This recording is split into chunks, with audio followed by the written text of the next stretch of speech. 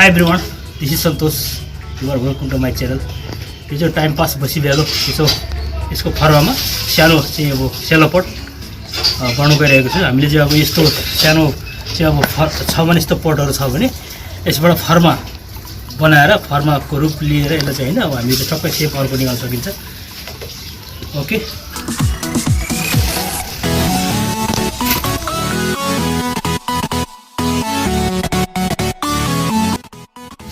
र अब यो पनि मेरो बोन्साई पट नै हो। यसको पनि सेप हामीले चाहिँ अब फर्मा बनाएर भनौँ यसलाई फर्मा मानेर यसबाट हामीले राम्रो सेप निकाल्न सकिन्छ र यसबाट म बनाउन गइरहेको छु। यो पनि राम्रो हुन्छ।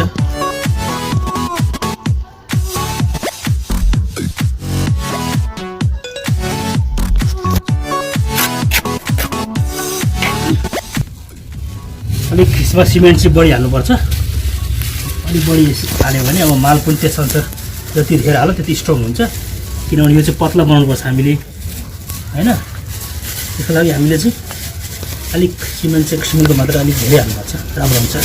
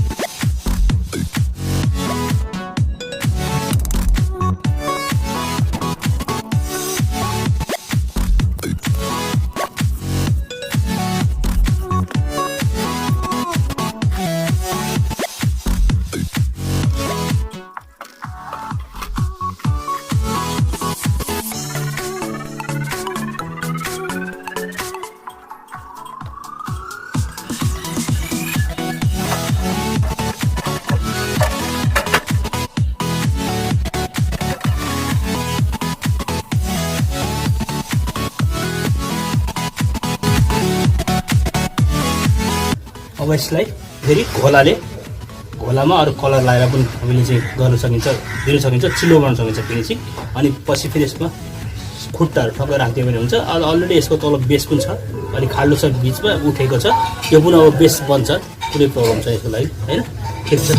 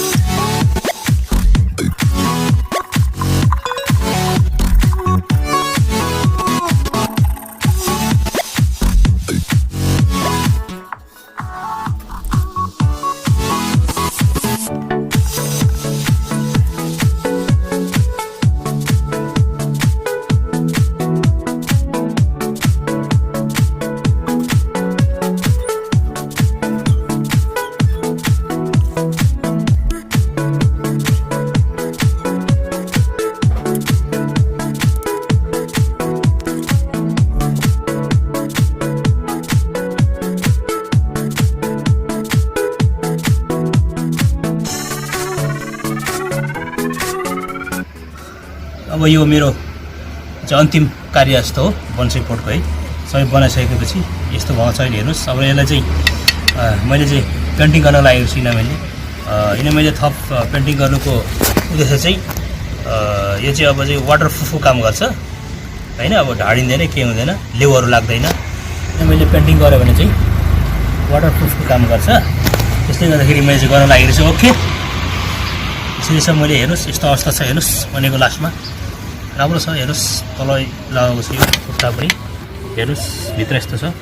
र यसले पेन्टिङ गऱ्यो भने चाहिँ यसको आइ पनि बढ्छ र चाहिँ लेउ लाग्दैन। मेन चाहिँ राम्रो देखिन्छ, जस्तोको जस्तै बाहिर जस्तो छ बाहिर त्यस्तो देखिन्छ, भित्र पेन्टिङ गऱ्यो भने है किनभने लेउ लाग्दैन। के हो म त सेरामिक पट जस्तो, सेरामिकको पनि त आखिर चाहिँ वाटरप्रुफै हुन्छ, भित्र ग्लेजिङ गरेको हुन्छ, कतिको गरेको हुन्छ कतिको गरेको हुँदैन पटको। ओके,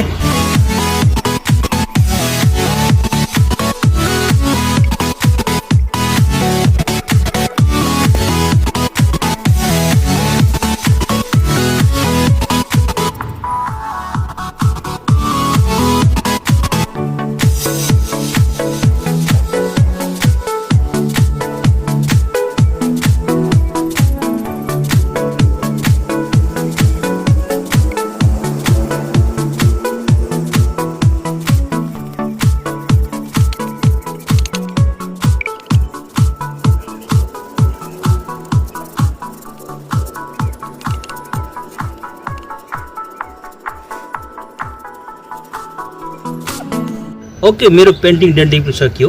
अब यसलाई फेरि डबल गर्नुपर्छ। अब यो अलिकति हाइट अग्लो छ योभन्दा। जुन मेरो बन्साई पट सेलो पट एकदमै 1 इन्चको मात्रै छ है। यो चाहिँ अब 1.5 इन्चको छ, अलिकति गहिराइ चाहिँ 1.5 इन्च छ भन्नु खोजेको।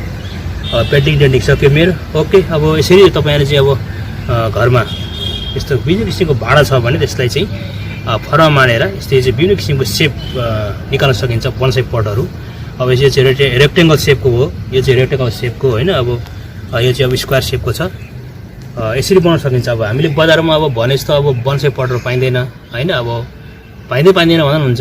अब माटोको अब चाहिँ पाउने हो, त्यही पनि आफूले भने जस्तो साइजको हुँदैन, पाउँदैन भर्सेको बन्साई पट। इन्डिया जानुपर्छ लिनुको लागि।